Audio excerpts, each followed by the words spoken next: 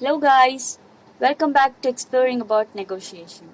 In the previous modules, we saw about the types of negotiation and the stages of negotiation. In this module, we'll see about negotiating skills. Increasingly, business negotiators recognize are skilled at both creating value and claiming value. That is, they both collaborate and compete. The following negotiation skills will help you succeed at integrative negotiation. First, negotiate the process. Don't assume you're both on the same page when it comes to determining when to meet, who should be present, what your agenda will be, and so on. Instead, carefully negotiate how you will negotiate in advance. Discussing such procedural issues will clear the way for much more focused talks. Second, build a rapport. Although it's not feasible to engage in small talk at the start of a negotiation, particularly if you are on a tight deadline, doing so can bring real benefits. You and your counterpart may be more collaborative and likely to reach an agreement if you spend even just a few minutes trying to know each other. If you are negotiating over email, even a brief introductory phone call may make a difference. This is one of the most valuable negotiation skills to master. Third, listen actively. Once you start discussing, resist the common urge to think about what you're going to say next while your counterpart is talking.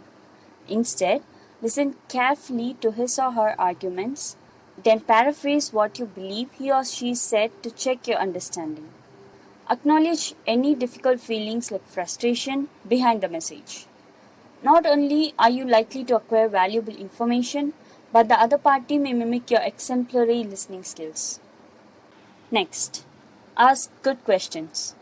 You can gain more in integrative negotiation by asking lots of questions, ones that are likely to get helpful answers.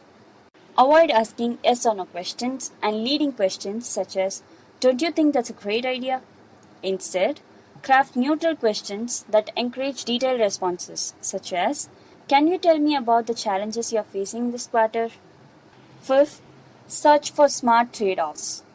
In a distributed negotiation, parties are often stuck making concessions and demands on a single issue, such as price.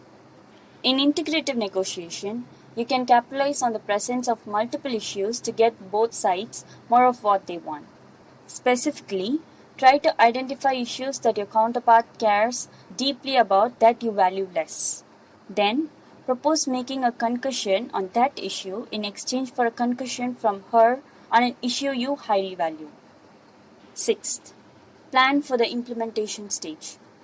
Another way to improve the long-term durability of your contract is to place milestones and deadlines in your contract to ensure the commitments are being met. You might also agree in writing to meet at different regular intervals throughout the life of the contract to check in and, if necessary, renegotiate.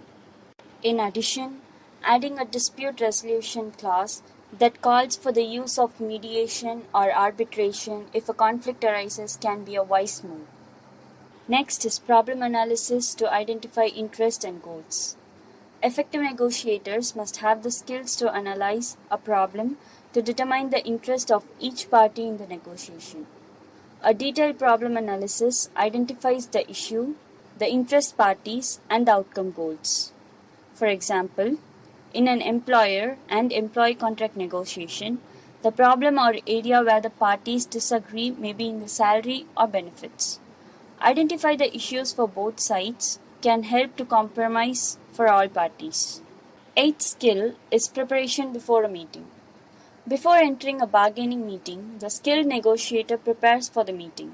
Preparation includes determining goals, areas for trades, and alternatives to be stated goals. In addition, negotiators study the history of relationship between the two parties and past negotiations to find areas of agreement and common goals. Past precedents and outcomes can set the tone for current negotiations. Next is active listening skills. Negotiators have the skills to listen actively to the other party during the debate. Active listening involves the ability to read body language as well as verbal communication. It is important to listen to the other parties to find areas for compromising during the meeting. Instead of spending the bulk of the time in negotiation expounding the virtues of his viewpoint, the skilled negotiator will spend more time listening to the other party. Next is keeping the emotions in check. It is vital that a negotiator have the ability to keep his emotions in check during the negotiation.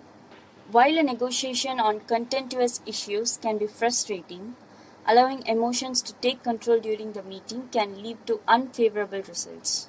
For example, a manager frustrated with the lack of progress during a salary negotiation may concede more than is acceptable to the organization in an attempt to end the frustration. On the other hand, employees negotiating a pay rise may become too emotionally involved to accept a compromise with management and take on all or nothing approach, which breaks down the communication between the two parties. Next is clear and effective communication. Negotiators must have the ability to communicate clearly and effectively to the other side during the negotiation. Misunderstandings can occur if the negotiator does not state his case clearly.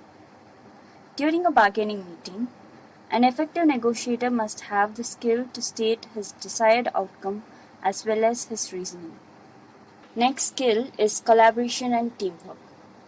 Negotiation is not necessarily a one side against another arrangement.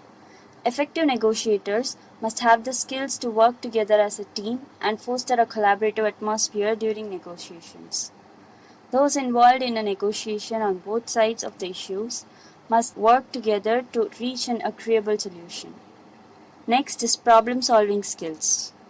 Individuals with negotiation skills have the ability to seek a variety of solutions to the problems.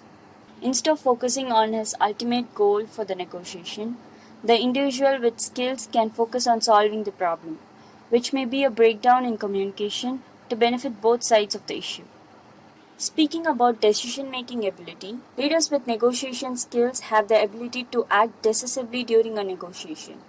It may be necessary during a bargaining arrangement to agree to a compromise quickly to end the stalemate. Another important skill is maintaining good relationships. Effective negotiators have the interpersonal skills to maintain a good working relationship with those involved in the negotiation. Negotiators with patience and the ability to persuade others without using manipulation can maintain a positive atmosphere during a difficult negotiation. And the final skill is ethics and reliability. Ethical standards and reliability in an effective negotiator, promoting a trusting environment for negotiation. Both sides in a negotiation must trust that the other party will follow through on promises and agreements. A negotiator must have the skills to execute on his promises after bargaining ends. Summarizing this module, we saw some important negotiation skills. In the next module, we will see about the importance of negotiation skills.